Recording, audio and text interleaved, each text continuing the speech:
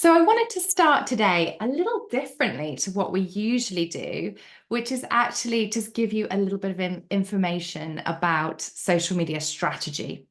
January tends to be a very popular time to reevaluate your strategy for the year ahead and maybe make some key changes about what you're doing in social media from a business perspective. So we're actually working on a few strategies right now for our clients. So I thought I'd spill a little bit of tea and share some insight around where you should start your social media strategy journey. And ideally, you would start with an audit. So social media audits are a great way of just seeing how the land lies when it comes to your social media. I really recommend that everybody has a go at creating an audit, at least on a 12-month basis. So doing it yearly is recommended. And the reason is because social media changes so quickly, you might have missed something. So if you really want to get going with a social media audit, the best place to start is simply making a list of all of the places that you have a social media presence. So really do a deep dive into Google, have a look at all of the platforms and see what exists. You might find that there are duplicate Facebook pages, or someone's already set you up on Threads, but you didn't know about it. Maybe you've got multiple YouTube channels going on. So actually do that audit and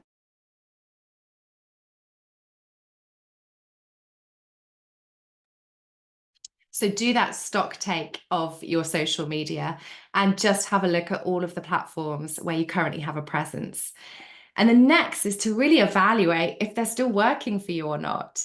So I'd say one of the biggest changes I saw last year was so many brands actually just pausing their Twitter activity.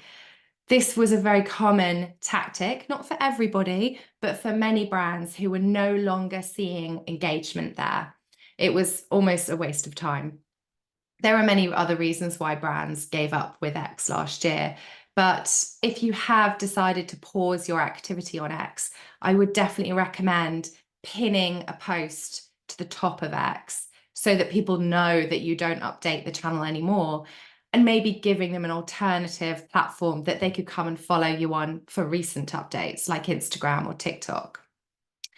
So once you've evaluated all of your social media platforms and had a look to see where you've got presences, are they still worth retaining? Do you have the resource to keep them going? Have a think about if there's any new platforms that you really want to use to target your ideal audience this year. Is it TikTok that's going to be your main focus for 2024? Or maybe you'll have a go at reigniting your LinkedIn account, which I know a lot of people are doing at the moment because there's huge opportunity on LinkedIn. The next stage of your audit would be to really dig down into the deep data. So doing a deep dive into how successful that social media platform is for you. And the top things you want to look at there are how many people are you able to reach on this platform? And how does that compare to other platforms? How many people can you engage, i.e., get to click on your posts? And what is that audience doing for you as a business? Is it directing traffic back to your website? Is this audience talking about you? Are they rating you? Are they recommending your products? Is this audience purchasing or becoming a lead or signing up to your emails? So how valuable is that audience on that platform? So I just wanted to give you a little bit of an overview of some of the work that we're doing at the moment for our clients, and just hopefully give you some ideas if you are looking at your social media activity on what kind of things you should really be looking out for. The benefits of doing an audit are that you can really start to focus in on the activity that was working for you and focus on that. You can hopefully unlock some more budget to be able to enable yourself to do things like advertising or do things like influencer outreach or run competitions. And so if you can see that something's worked really, really well for you, hopefully you can make a case to do more of that next year or this year. And finally, An audit will help you to understand what you shouldn't be focusing your time on, what's been a bit of a waste. So, for example, I mentioned X there. For many of our clients, just became a bit of a waste of time towards the end of last year. Now, that, of course, isn't for everybody. There are some brands that are still seeing huge success on X, particularly in the world of news, politics, business, some charities as well. So you do need to go in and have a look at your insights specifically and see how they are performing for you. Okay, I wanted to start with that little bit of an overview about social media strategy because it is just such an important time of year to be reevaluating what you are doing. Okay, so we're actually just going to jump into our key updates now. And as I said, if you are new to our social media updates, then what we tend to do is list around 10 or so big trends or changes that we've seen over the last few weeks. So today, these are the ones that I think are important to know about from a social media marketing perspective. So I wanted to start with Instagram story edits. I think a lot of the time stories don't get as much airtime as reels because they're not as trendy. And actually, stories are a better tactic for targeting your followers, your current community, whereas reels are a better strategy for reaching people who don't already follow your brand. So two key differences there. Stories are for your community, reels are for your new audiences on the whole. Now you do, of course, get crossover. You know, a lot of people who follow you do also watch your reels, but I do think stories do tend to be seen mostly by your followers. There are two things that I noticed over the last few weeks on stories that I haven't actually seen before. Now, some of these have been pointed out by other social media gurus and experts that I follow. And one of them actually I just came across myself as well, which you often do when you're playing around. The first thing that I noticed was photo background layering. Now let's have a quick demo. On the right-hand side, this video should start playing, which is just my Instagram account, you can see there. And what I'm going to do is start by sharing a post on my feed to my stories. So this is a very common tactic. I'm sure we've all done it. You just hit the share button and you add to your story. Now, usually you get this kind of grayish, grainy background, which doesn't look great. You can now open up your sticker tray and find the photo sticker, which is all the photos in your camera roll. And you can choose one of these photos as your background. So what you can do is just simply make that photo large and then scroll down and up with your finger on that picture, and you'll notice these new symbols appearing on the right and left there. You can basically change the order of what's appearing on the story just by using an up and down finger swipe there. And so I can have the avocado photo in the background, I can have my update banner in the foreground, or I can swap those around just by moving my finger up and down. And then once you're happy with that, you can use the padlock symbol for a lock. The second thing I noticed, and this one was pointed out by another social media consultant, you can now customize your location tags by color, and you can use a color that already exists in your stories. So I thought that was a really cool way of being able to further brand your story, the look and feel of it, by choosing a color that already exists in the photo there.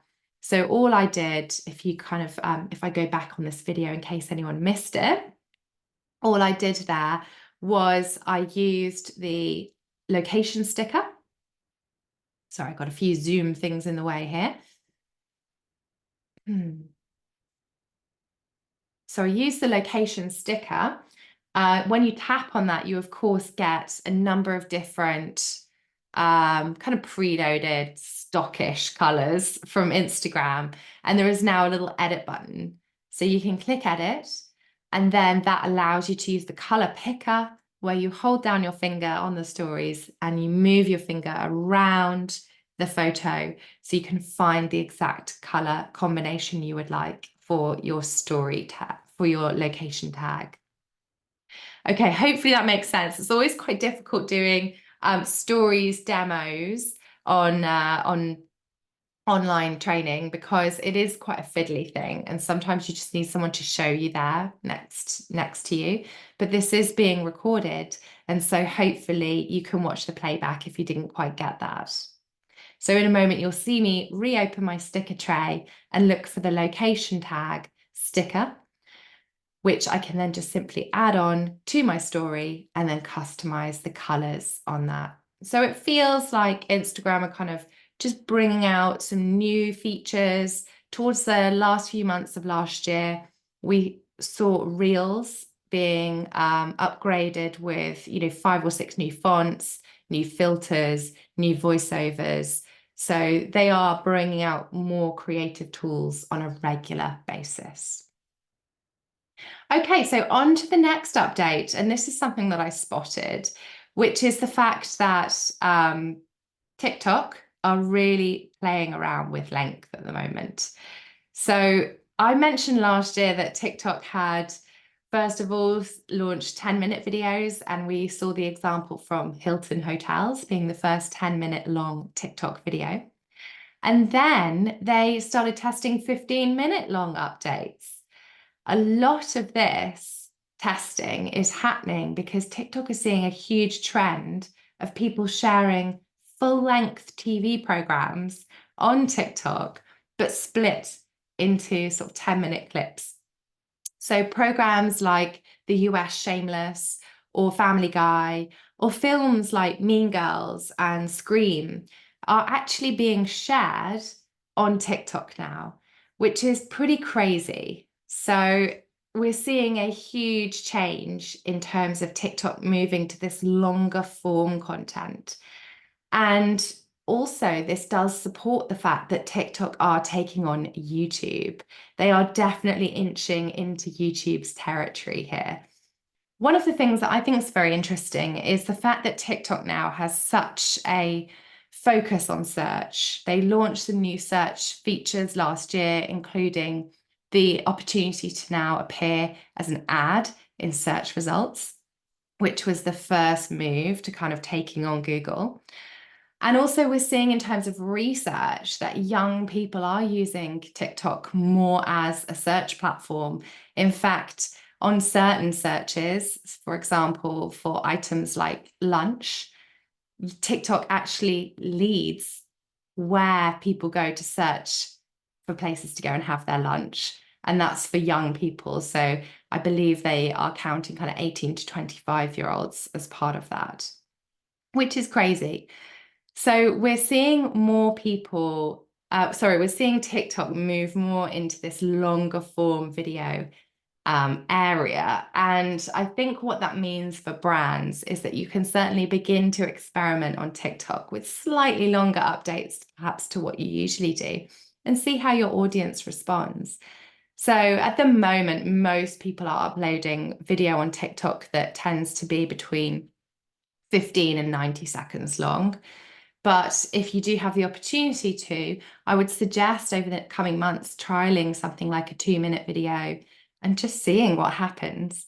Obviously, this kind of content has got to be thought about. How can you keep someone engaged for 2 minutes? And often that comes down to the presenter and also the content itself. Is it content that people really want to see?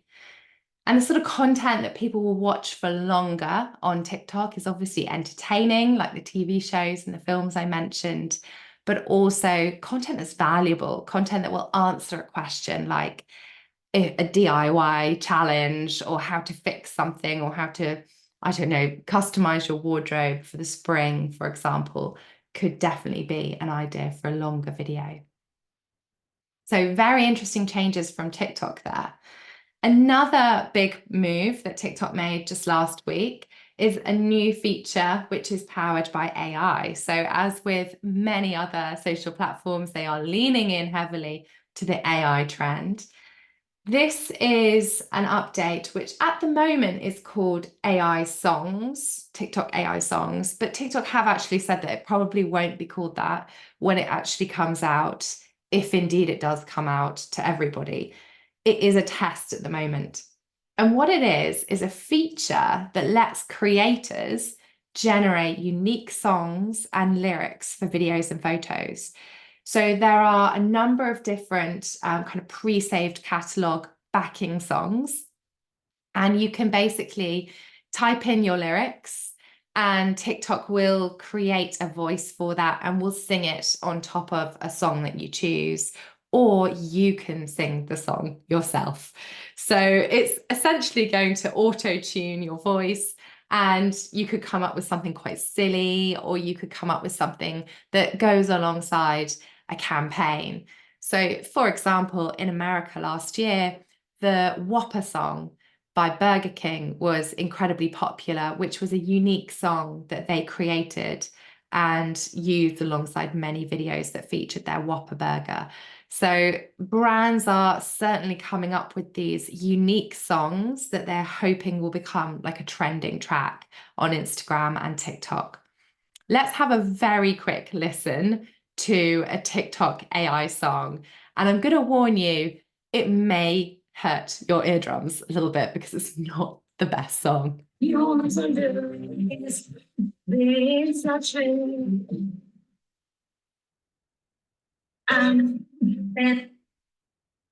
you go. I think that's all we need.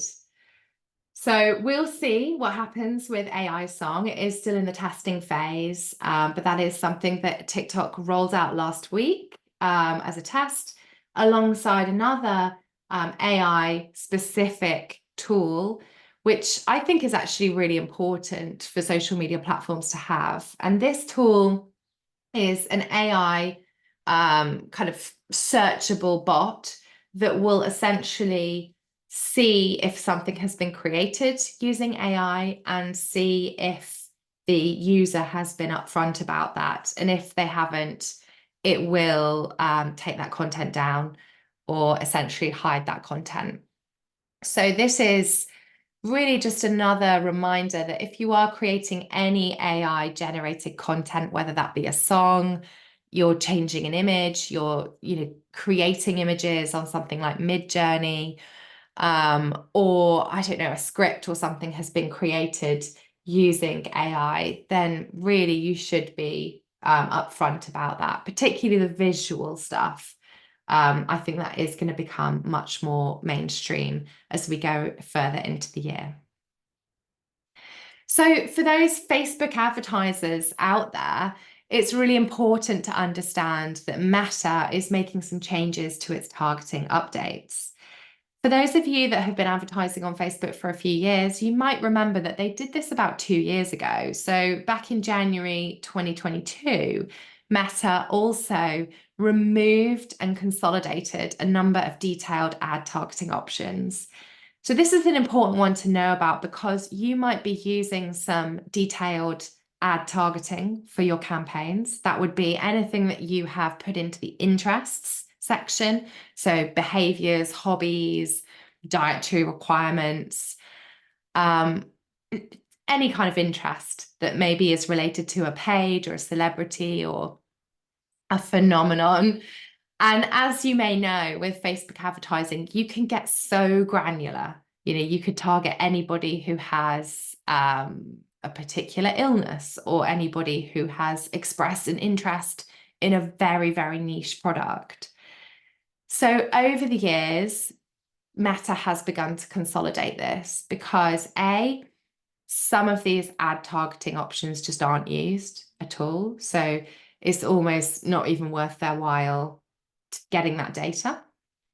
It could be that they're too granular, or it may be that some of these ad targeting options are too sensitive. So they have actually been removing over the last couple of years a number of ad targeting options relating to health, race, and/or ethnicity. So you used to be able to target someone, which is actually quite shocking, based on their race or their ethnicity.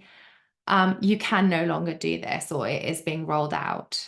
Some ones that I'm aware of relating to health are, particularly in terms of awareness days, there have been a number of health-related awareness days, like World Cancer Day and such and such. And they also used to be available as ad targeting options, but have been, removed over the years.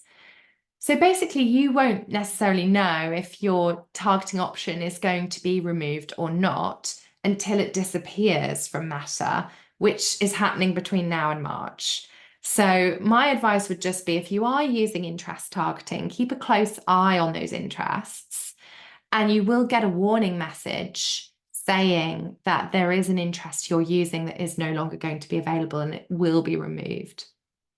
Interestingly, this is all part of a move which is pushing people towards using more custom audiences and using lookalike audiences. That's really what Meta wants you to be doing. They want you to be using either your own data to target people such as email or pixel on your website, or they want you to be using their algorithm through lookalikes to find new audiences for your ads. So the Facebook advertising expert, John Loomer, has said that he thinks interest-based targeting isn't going to be around forever on Meta, which is really interesting. So I think if you are relying on interest-based targeting, this year would be the time to start testing out some new options, like being able to target people who've looked at your Instagram account, or targeting people who've been on your website, or targeting people who've engaged with your Facebook videos. I think that would be a good experiment for you to run this year. Okay, what else has Meta been chatting about recently then? Well, I don't know about you, but one of the biggest bugbears I have at the moment with Meta is this spam phishing attack, which has now been going on for at least 3 years. You may have been a victim of this, where you receive a private message on Facebook saying that your page has been scheduled for deletion because it goes against your community standards. Sorry, it goes against Meta's community standards. If you want to cancel the deletion of your page or retrieve any of the content, you basically have to click on this link. And it says it's from Facebook team, but it doesn't look very official. Sometimes it says it's from Meta, but again, it doesn't look official.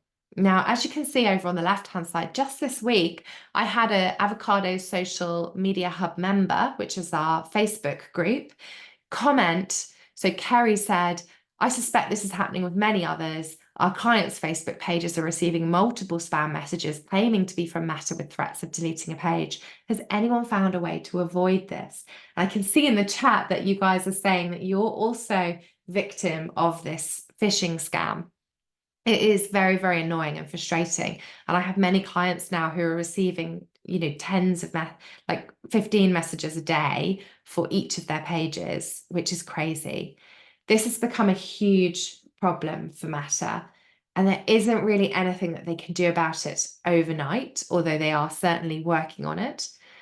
What they have just announced today, though, is new tools and services that are going to help protect your brand's intellectual property more on Meta. So we're going to take a moment to look at those now. And this includes an updated Brands Right Protection Suite, and also a new intellectual property reporting center where brands can submit complaints if anybody is pretending to be them, or if anybody is sending messages from them, or if people are violating their kind of code of conducts on their pages. The other scam that I know many of you are probably aware of is the competition scam, where spammers pretend that they are you. If you've been running a competition, they will start to contact people who've entered your competition and tell them that they're a winner, which is a very, very worrying scam, because what they will essentially be doing is asking for personal data about your audience, such as address, phone number, email address, maybe even bank details, so that that person can claim a prize. So very, very worrying. So those are the two biggest scams that I think Facebook is really looking to battle with these new tools. So this is the brand's rights protection dashboard. You may or may not have seen this before, but it's had a huge redesign. This is something that they've just launched, and the new version is leveraging the latest AI and machine learning capabilities to find higher quality matches based on brands' previous usage of the brand's right protection. Basically, what that means is it's detecting anyone replicating your brand and any of your content. So particularly if you're, let's say, selling products, or maybe even someone's replicated your Facebook page. So that has happened many times to my clients in this competition scam. Maybe somebody has set up a new Instagram account that looks and feels exactly the same as yours, and it's got all the same content as yours on it. Again, that's something I've definitely witnessed in the past. So this is your way of searching and reporting on content that might misuse your intellectual property. So this is a brand new redesigned dashboard from Meta. The other thing that they have launched is this new intellectual property reporting center. And I'm going to share some of the links to these in the Avocado Facebook group after today. I'll also put them in the notes on this video too, so you can easily find them. But at the moment, I think just a simple Google should throw up this dashboard. This will allow you to essentially report anything that misuses your intellectual property. So anybody who is, pretending to be you, using your logo, selling products that look exactly the same as yours. And you can have multiple users logged in under the same business manager account, who are able to see all of this that's going on. So I do think that's some really important new features that have come from Meta, and it'll be really interesting to see how good they are and whether they work. So if anybody does have, a big situation with this where someone is pretending to be them, feel free to get in touch and we can, help you use these tools as well. Okay, so let's move away slightly from Meta. It all feels a little bit depressing, actually, talking about what's going on Facebook. Let's move to another platform, which I actually said in the comments earlier is my favorite at the moment. So I tend to flip my favorite between Instagram and LinkedIn, but right now LinkedIn is my favorite social media platform to be on. I've been spending a lot of time on LinkedIn lately, mainly around three things. I would say we've seen a huge influx in people using LinkedIn from their personal profiles over the last few years, definitely since COVID. I spoke about this a lot in my 2024 trends talk, the fact that LinkedIn is just this really exciting opportunity for discussion, for networking, for thought leadership, to connect with your network online in a really kind of interesting and engaging way. I learned so much from LinkedIn. I don't know about you, but I follow some really interesting folk and I'm always inspired by what I see. So improving your personal profile is something that I think is a huge opportunity for many of us going into 2024.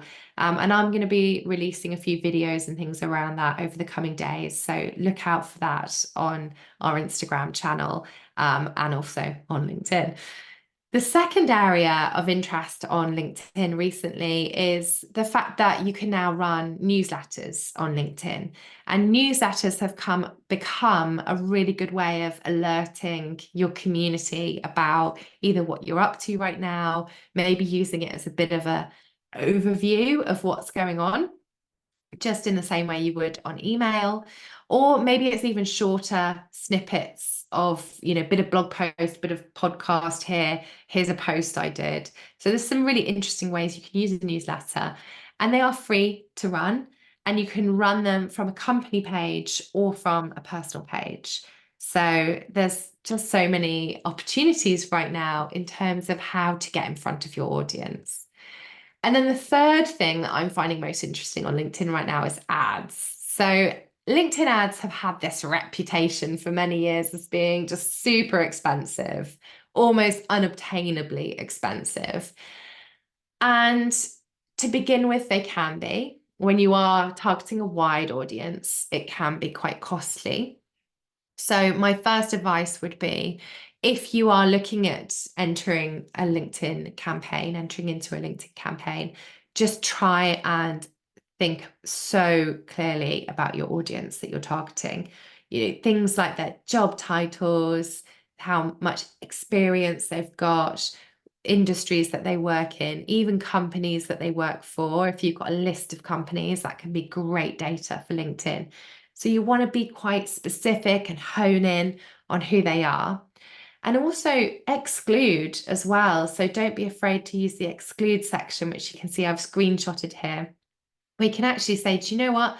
I don't want anyone who is, I don't know, an intern or a professor. Or I had a client this week say to me, we don't want anyone who works in like customer service or customer experience. That's not who we're targeting. So can you exclude all of those? So it just enables you to really hone in on exactly who you want to get in front of. And that's certainly recommended by LinkedIn. If you can be more specific, that's great. The other thing that I'm finding that works well is LinkedIn does recommend that you try and have multiple creatives live for your campaigns. They suggest at least 5. So if you're running a video campaign, you've got to have 5 videos. If you're running an image campaign, you've got to have 5 images.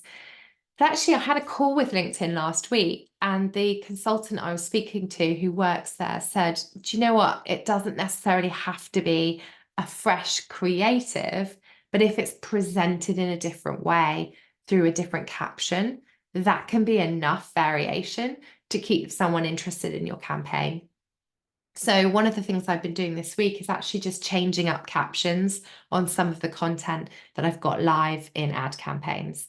And that can work really well on Meta as well. So if you are running ads on Facebook, then give that a go too. Just trialing, those first few words of an ad campaign that someone sees are so impactful.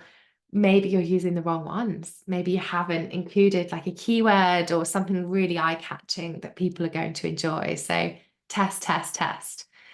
And then the other thing that can work really nicely on LinkedIn is this matched audiences option, where you upload a list of either email addresses or names of companies you want to target. And that can be very useful, again, for getting that really good data out of LinkedIn. The final recommendation I have, if you're running a LinkedIn campaign, and this has actually really uplifted some of the results I've been seeing over the last few weeks, is use both a daily and a total budget. So if you've set a total budget, let's say £500, you might want to say to LinkedIn, and also I want you to spend up to, I don't know, £50 a day. And that means that LinkedIn feels it can bid a little higher perhaps than what it would have been doing previously. So that can really help with your clicks and website conversions as well. So those are all kind of recommendations that came from LinkedIn themselves, but they're also things that I've been putting into practice and can vouch for and say definitely work. So if you haven't got started with any LinkedIn advertising yet, again, maybe 2024 is the year to trial that. And yeah, look forward to hearing how you get on. And if you have any questions, feel free to get in touch as well. Okay, so our final update before I open the floor to any questions that you might have is actually a little app that I came across just last week. Excuse me, a little bit of a cough. And this app is called Camp. So I don't know about you, but I take so many screenshots on my phone of social media posts, social media tools, social media, whatever. And not just that, like websites that I come across or even like WhatsApps. So if you, like me, are a serial screenshotter, definitely take a look at this app called Camp, which launched last year, but has recently been having, a little bit of a surge based on people recommending it. And what Camp does is it automatically begins to filter your screenshots into folders in the app. So you can just sort them out a lot more easily and find them a lot more easily. It also then makes keywords about each screenshot that are then searchable. So if you took a screenshot of, I don't know, a conversation you had with a friend, it will actually read that conversation and make those words searchable. So then you could search for that particular conversation as a screenshot in the app. So really, really useful. Or let's say you screenshotted a brand that was selling shampoo and you can't remember the brand name, but you can remember you like the picture of that shampoo. So you then just search like shampoo bottle and the screenshot app will be able to find that. So really cool app. And it's free. There is a premium version of it, but if like me, you just need to kind of sort out your screenshots, I definitely recommend it. And finally, I wanted to start sharing like a couple of cool social media campaigns or just great posts that I've seen in social media to give everybody a bit of inspiration every month. So this month, the two that I've chosen are a bit silly. They're both very much a bit of fun. And I like to call this kind of marketing like in on the joke marketing. So if you take a look at, first of all, the luggage brand Away, hopefully you'll recognize, which campaign they are taking on here, which is, of course, the Jeremy Allen White Fresh Calvin Klein campaign, which came out a couple of weeks ago. Lots and lots of these black and white pictures of him in his pants. And of course, he played Carmy in the award-winning series, The Bear, where he plays a chef. So, of course, they've put yes, chef in the caption there. So, loved this campaign. I thought it was really clever and obviously just jumped straight away on something that was going a bit viral across Instagram and TikTok. And then this one I actually just saw like an hour ago. I'm such a big fan of Greggs. I think they are a really great brand and their social media is just on point. And I loved this POV meme, which they created, which is, of course, about Claudia Winkleman, who's, of course, presenting, the BBC's top series at the moment, The Traitors. And there's her fringe, her signature fringe. So there's her in Greggs. So it's this kind of in on the joke, if you watch The Bear or if you know who Claudia Winkleman is or watch Traitors, you get this kind of comedy. And I think that's a really kind of clever way to engage your audience because they feel like they're in on the joke, they get it, they understand it, so they're going to engage with it. Very, very good if you're looking to entertain your audiences. Cool. So I'm just about to open the floor to any questions. I can see we've had a couple in chat, but if you do have any questions for me about anything we've covered today or anything else random, feel free just to drop that in the chat box now. Just to let you know a bit more about us. So we do offer ongoing consultancy for many of our clients where you become an Avocado Social member. That means that every month you can get an hour with me where I'll give you fresh ideas or feedback on your social media. You can use us to improve your knowledge around anything from ads to influencers, and we can do loads of live demos with you on those calls. So we have a couple of spaces available. If you'd like to become a member for 2024, we can send you details of our packages today. So do get in touch. And then I did mention our Facebook group, the Avocado Social Media Hub. If you've got a challenge you're facing or, something's going wrong with Meta, usually, feel free just to drop a message into the Social Media Hub. Or if indeed you're recruiting, you're looking for some fresh social media roles, or you're looking to advertise for a position, then you're very welcome to use the group for that. And it's got over 5,000 members now. So there's a good community of social media folk on there. And finally, if you'd like to get in touch with me, I am available all the time. So give me an email or drop us a message through our website. We'd love to hear from you. And of course, we hope to see you on the next update as well, which will be in February. So get booking your places because they do tend to sell out, and spread the love as well. You know, if there's anyone you think who would find these updates useful, please do share. We love to, be recommended and find new people as well. So moving on to questions then. If anyone's had any questions, please do let me know. I can see that Charlotte had a question about templates for a social media audit. And Richard, my colleague, has replied to that, recommending Hootsuite and Sprout Social blogs, which are great resources for doing things like a social media audit and a strategy. They have some really nice templates on there. The other one is HubSpot as well, worth having a quick look at their blog. They've got loads of great content and templates as well to go and have a look through.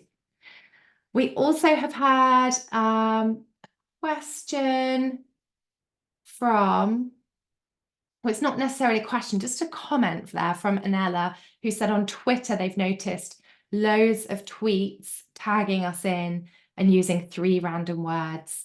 I would say I have just experienced so much spam on Twitter since Musk took over and got rid of many of the staff who were looking after this. I do find it has become, for me, like a very low quality place. And there is, a lot of bots, a lot of spam. So just got to be really careful about what you click on there, and also what your content appears alongside. So that's an interesting note there from Anella about Twitter spam. Emily says, we've got a business account on TikTok and no longer have access to original audio. Anyone else experienced any workarounds? Unfortunately, there aren't any recommended workarounds for that because that is down to the commercial licensing of the music. However, if you go into the TikTok music library, you can find an area called commercial sounds, which are all the sounds available for businesses to use. Yes, they are a little bit samey and some of them are a bit boring, but they are the ones that are definitely approved for business use. Alternatively, you could just start recording some of your own sounds. So it's not always a trending sound that will help your video kind of get out there. Sometimes, it's how funny your video is, how unique it is. And things like voiceovers, where it's actually somebody just telling you about their day or talking through a recipe.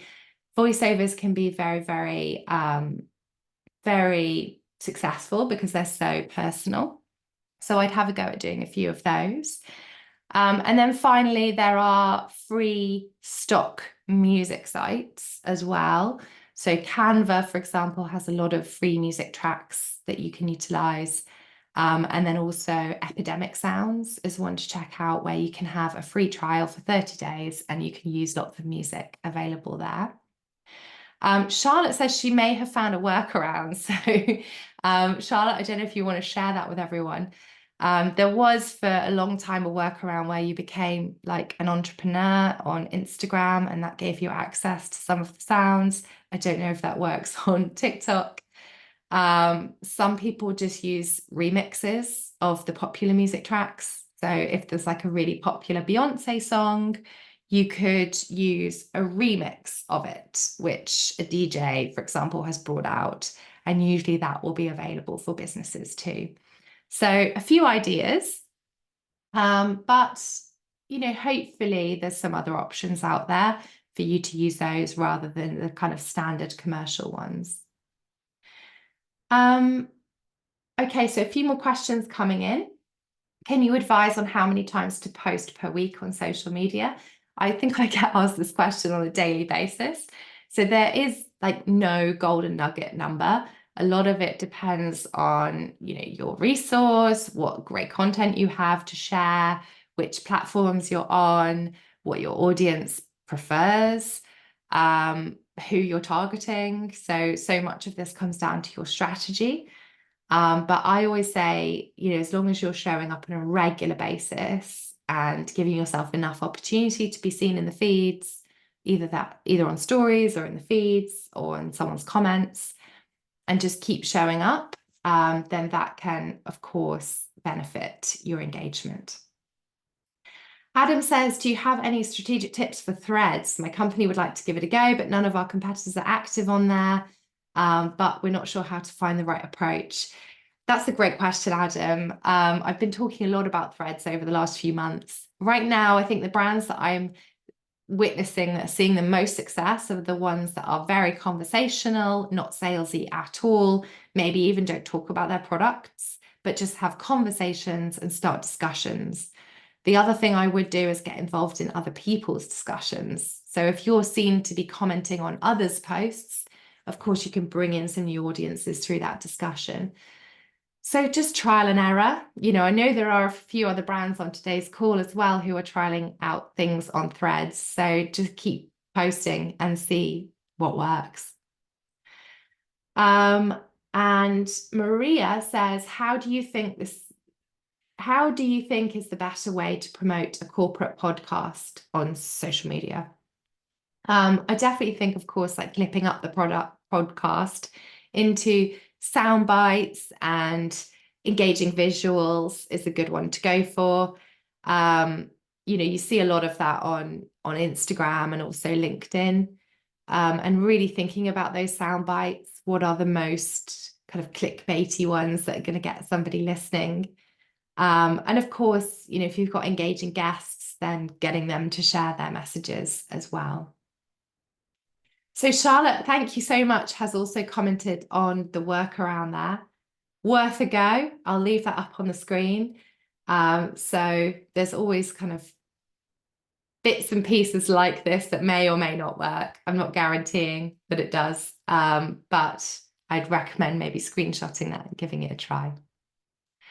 Okay, cool. Well, I think that's everybody's questions for now, but if I have missed you, then please feel free to drop me a message, and I'll happily get back to you. You'll all be receiving the recording of today's update via email in the next 24 hours. It always goes on our YouTube channel. If you have time, feel free to catch up on some of our previous ones because there's still lots of relevant content in there from September, October, November, December. So feel free to go back. But I hope to see you on the next one. Thank you so much, everyone. Have a great afternoon.